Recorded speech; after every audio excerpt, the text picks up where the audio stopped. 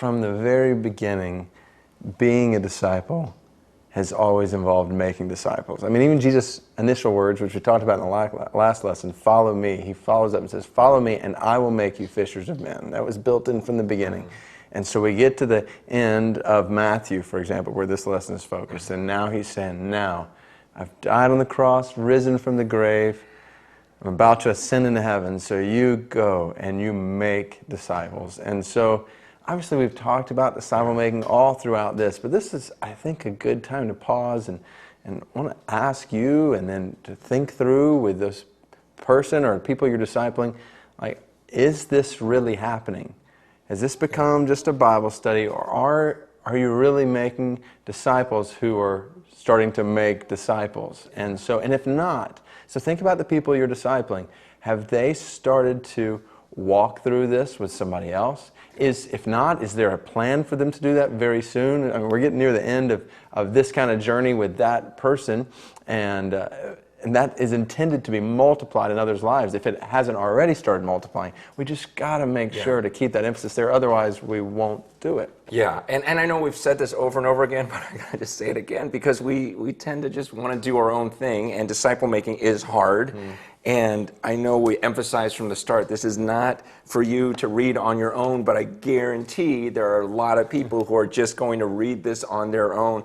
And just understand, that was not the intention. Like, I was almost like, I'm not even going to do that if that's what's going to happen. Yeah. We have enough of that going on. This is meant to be passed on. The knowledge is meant to be passed on. We're teaching you to be a teacher. And so again, if you are just reading this for yourself and not passing it on, just understand you're going against the whole point of this thing. And this is, we're trying to equip you for this Great Commission. Yeah, and not only going against the whole point of this thing, but you're missing out. This is the joy of pouring your life and pouring the gospel and the word of God into other people, leading other people to be followers of Christ. This is what we're created for. This is what we've got breath for. This is why the Lord hasn't just saved us and taken us straight up to heaven. He's left us here for a reason. We get to be a part of the spread of this. And so we don't want to miss out on this. There's joy to be found in making disciples. And so not just because, okay, this is the command, now go do it, but this is the command, and this is a command that brings life. It's purpose. It gives us purpose. Like, there's a reason why I'm alive today. Like, and it's not just for me to just sit around and enjoy myself or whatever.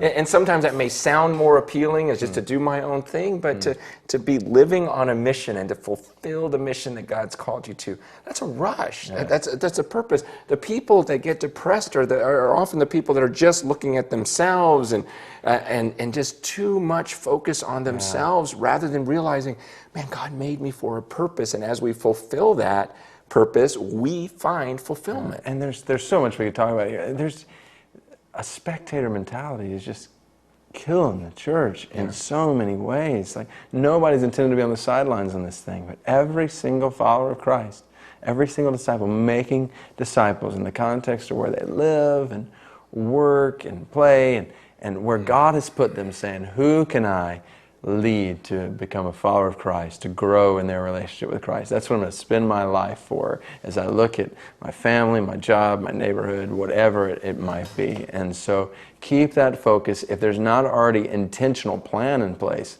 for that happening in the lives of the people that you are discipling, then now is the time to make sure that plan is in place.